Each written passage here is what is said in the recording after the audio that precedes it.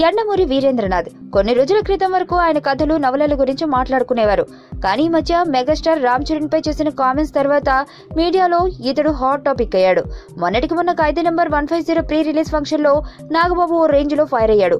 అప్పటి నుండి రోజు ఎక్కడో ఒక చోట యండమూరి గురించి మాట్లాడుతూనే ఉన్నారు. తాజాగా యండమూరి చిరంజీవి హోస్ట్ గా వ్యవహరిస్తున్న మీలో ఎవరు కోటీశ్వరుడు షోపై చేసిన సంచలన కామెంట్స్ ఇండస్ట్రీలో హాట్ టాపిక్ గా నిలుస్తున్నాయి. డైరెక్ట్ గా చిరును ఏమీ అనలేదు, కానీ షో గురించి చాలా దారుణంగా మాట్లాడారు. వాస్తవానికి యండమూరి చేసిన కామెంట్స్ నిజమే కావచ్చు, కానీ అలా డైరెక్ట్ గా అనేసరికి అందరూ మాట్లాడుకుంటున్నారు. ఇంతకీ యండమూరి ఏమన్నాడంటే, టీవీ అంటే ఒక సీరియల్ తర్వాత ఒక సీరియల్. నీ మొగుడే నా మొగుడు, నీకు నాకు ఒకడే మొగుడు, నీ కొత్త మొగుడే నా పాత మొగుడు. ఇలాంటి సీరియల్స్ చూసి నా జన్మ ధన్యమైపోయింది అనుకుంటారు. ఇక కౌన్ బనేగా కరోడ్పతి, మీలో ఎవరు కోటీశ్వరుడు లాంటి షోలు వచ్చాయి. ఆ షోలో పాల్గొనాలంటే ముందు 3 మెసేజ్లు పంపాలి. ఒక మెసేజ్ కు 5 రూపాయలు చొప్పున 15 రూపాయలు సమర్పించుకోవాలి. 10 లక్షల మంది దగ్గర 15 రూపాయలు చొప్పున వసూలు చేసి 1.5 కోటి జోబులో వేసుకుంటాడు.